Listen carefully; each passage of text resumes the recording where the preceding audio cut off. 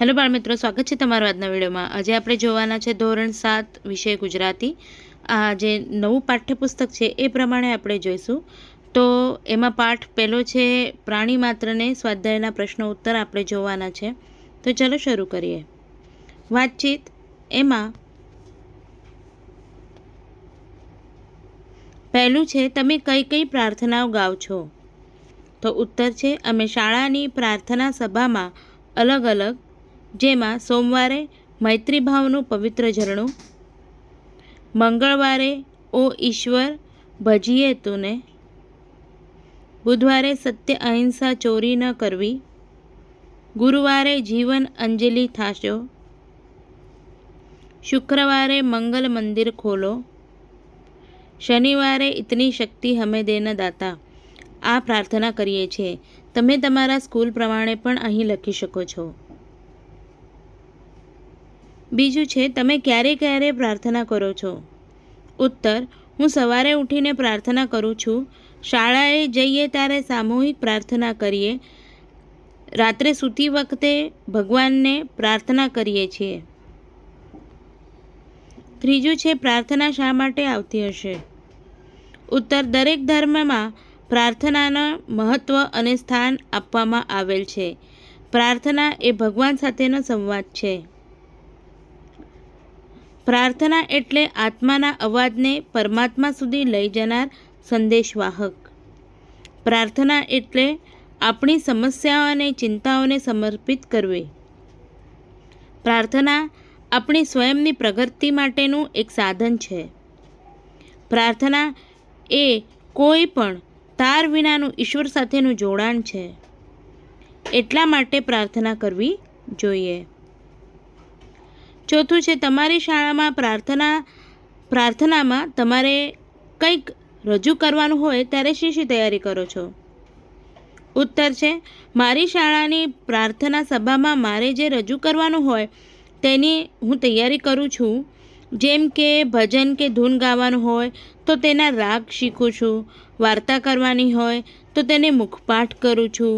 જાણવા જેવું બોલવાનું હોય તો અગાઉથી શોધી રાખું છું. સમાચાર વાંચન કરવાનું હોય તો સવારના છાપામાંથી સમાચાર લખી લઉં છું. સુવિચાર બોલવાનો હોય તો તે તૈયાર કરી રાખું અને આ રીતે તૈયારી કરું છું. યોગ્ય વિકલ્પ પસંદ કરીને વાક્ય પૂર્ણ કરો. એમાં પહેલું છે માન્યા પોતા સમસહુને એટલે. તો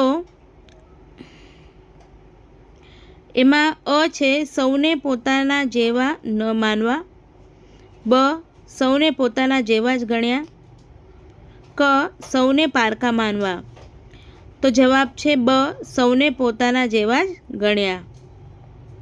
બીજું છે સદા અમારા અંતરમાં એટલે અ અન્ય સાથે અંતર રાખવું, બ હંમેશા અમારા હૃદયમાં રહો, ક સદા અંતર રાખીને રહો.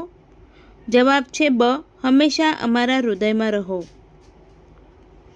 ત્રીજું છે ક્ષમા સિંધુને વંદન હો એટલે ઉત્તર છે અ દરિયાદેવને નમસ્કાર હો, બ દરિયાદેવને ક્ષમા આપવા બદલ પ્રણામ, ક ક્ષમાના સાગરને નમન હો. તો જવાબ છે ક ક્ષમાના સાગરને નમન હો. ત્રીજું છે નીચે આપેલા વાક્યોનો ભાવ દર્શાવતી પંક્તિઓ કાવ્યમાંથી શોધીને લખો. પહેલું છે બધા કાર્યો કર્યા છતાં કોઈ કાર્યમાં લેપાયા નહીં. તો એનો ઉત્તર છે સઘળા કાર્યો કર્યા રહ્યા છતાંય હંમેશા નિર્લેપી. બીજું છે એક પત્ની વ્રતના પાલનની પ્રતિજ્ઞા લીધી અને એ જીવનભર પૂર્ણ રીતે પાળી. તો ઉત્તર છે એક પત્ની વ્રત પૂર્ણ પાળ્યું ટેક વણી છે જીવતરમાં. ત્રીજું સંન્યાસીના ધર્મને ઉજાળનાર તપસ્વી બુદ્ધને નમસ્કાર હજો. ઉત્તર છે સંન્યાસીનો ધર્મ ઉજાળ્યો વંદન કરીએ બુદ્ધ તને. ચોથું બધા જ ધર્મોના માનવોની યાદ જગતની શાંતિમાં ઉપયોગી બને. ઉત્તર છે સર્વધર્મ સંસ્થાપક સ્મરણો વિશ્વ શાંતિમાં ખપ લાગો. આપેલા શબ્દોનો ઉપયોગ કરીને ખાલી જગ્યા પૂરો. અહીં બ્રેકેટમાં તમને આપ્યા છે યોગી, પરમ, સગળા, પૂર્ણ, મધ્યમ. તો પહેલું છે મહાવીર સ્વામીએ પૂર્ણ અહિંસાનું આચરણ કર્યું.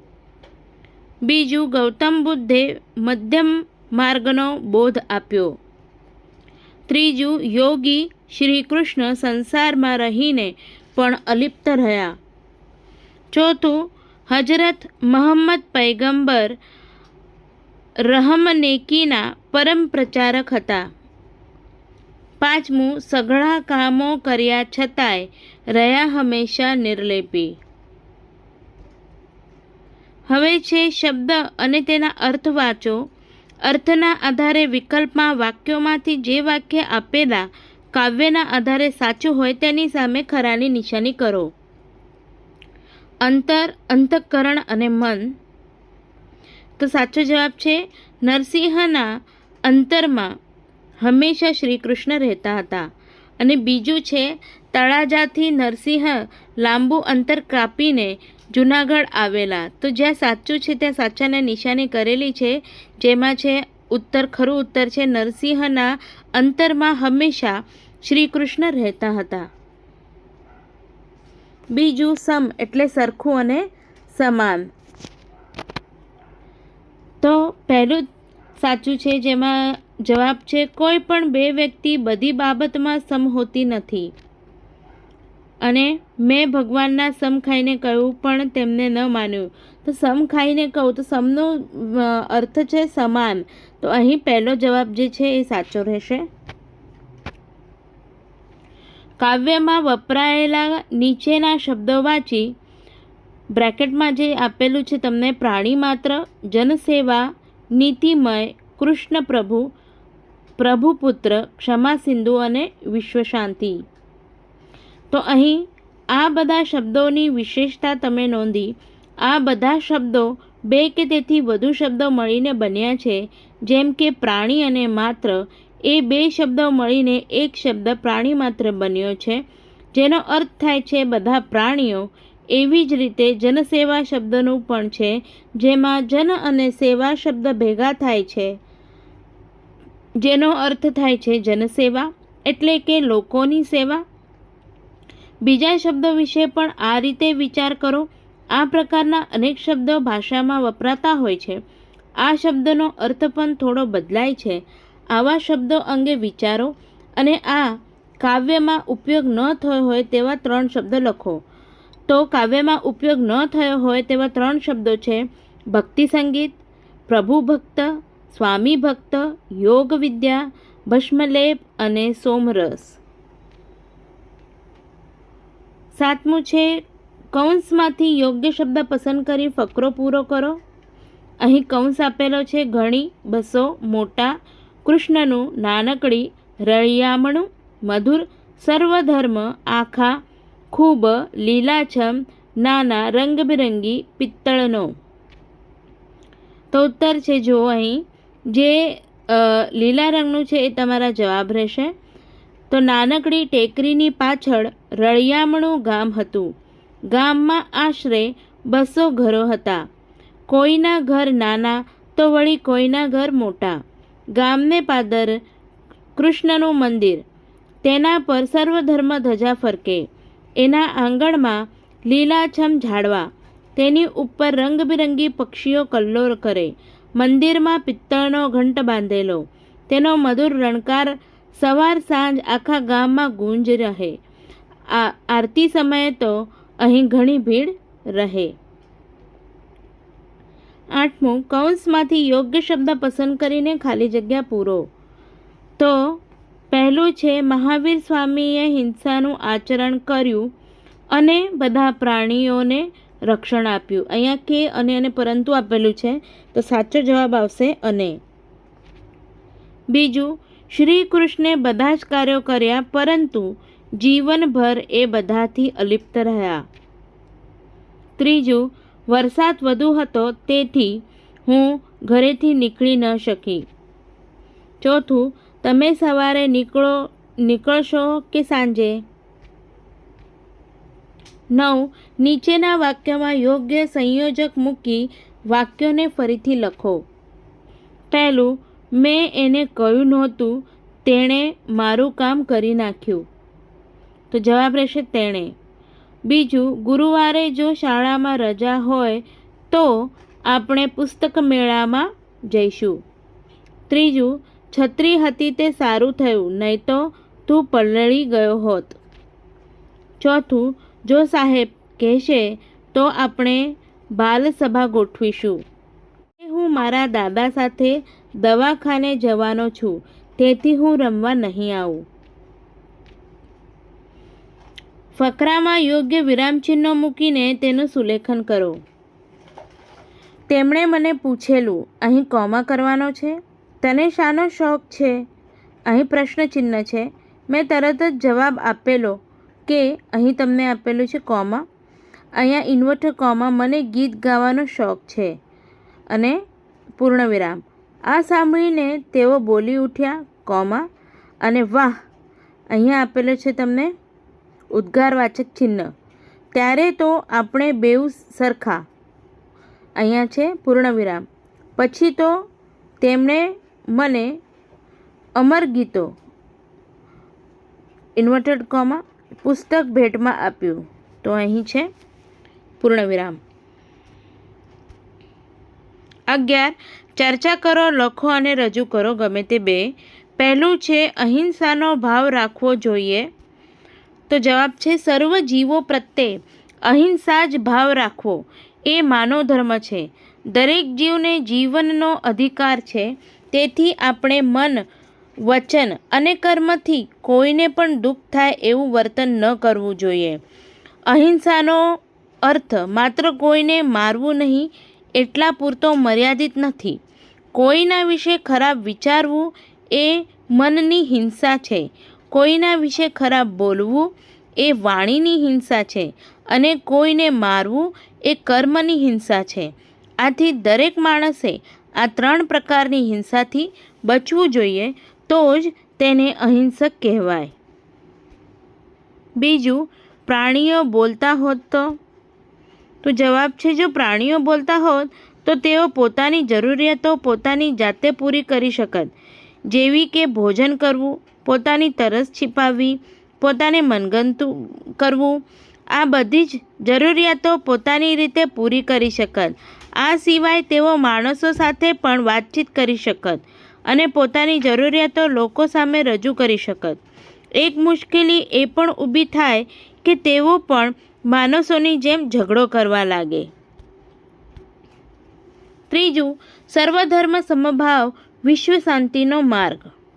તો જવાબ છે દુનિયામાં આજે બધા લોકો પોતાનો ધર્મ જ શ્રેષ્ઠ છે એવી વાત પર અવારનવાર ઝઘડાઓ કરતા રહે છે. જો બધા ધર્મને એક સરખું મહત્ત્વ આપવામાં આવે તો ધર્મના નામે થતા આવા ઝઘડાઓને ન થાય અને વિશ્વમાં ધર્મના નામ પર જે યુદ્ધો લડાઈ રહ્યા છે આવા યુદ્ધ પણ ન થાય અને વિશ્વની અંદર લોકો શાંતિથી રહી શકે. બધા લોકોએ વસુધૈવ કુટુંબકમની ભાવના રાખીને બધા ધર્મને માન આપવું જોઈએ, જેથી વિશ્વમાં શાંતિ જળવાઈ રહે.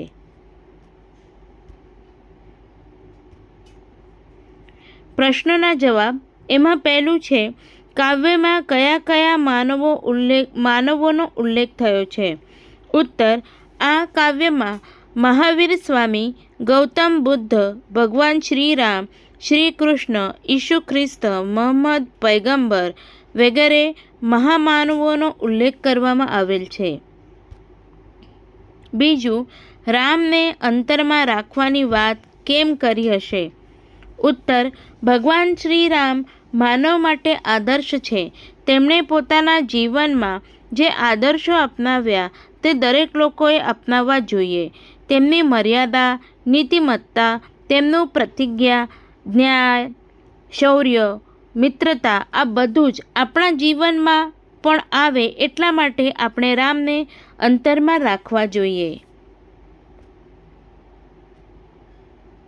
ત્રીજું, કાવ્યનો મુખ્ય સંદેશો છે. ઉત્તર, પૂજ્ય સંત બાલાજીએ એને ખૂબ સંક્ષિપ્તમાં સચોટતાથી સર્વધર્મના સંસ્થાપકોને વંદન તો કર્યા છે, પરંતુ આ સર્વધર્મ સંસ્થાપકના સ્મરણો એક દેશ અને બીજા દેશના માનવ વચ્ચે શાંતિની સ્થાપના માટે જ નહીં, વિશ્વની માનવજાત માટે શાંતિનો શુભ સંદેશ આપવાની વિશિષ્ટ ક્ષમતા ધરાવે છે. આજના અશાંત જગતને શાંતિનો શુભ સંદેશ આપવાની તાકાત આ કાવ્યમાં છે. ચોથું, શ્રી કૃષ્ણને યોગી કેમ કહ્યા હશે? ઉત્તર, શ્રી કૃષ્ણએ સઘળા કાર્યો કર્યા હોવા છતાં પણ તેઓ હંમેશા નિર્લેપ એટલે કે અનાશક રહ્યા, એટલા માટે તેમને યોગી કહ્યા છે.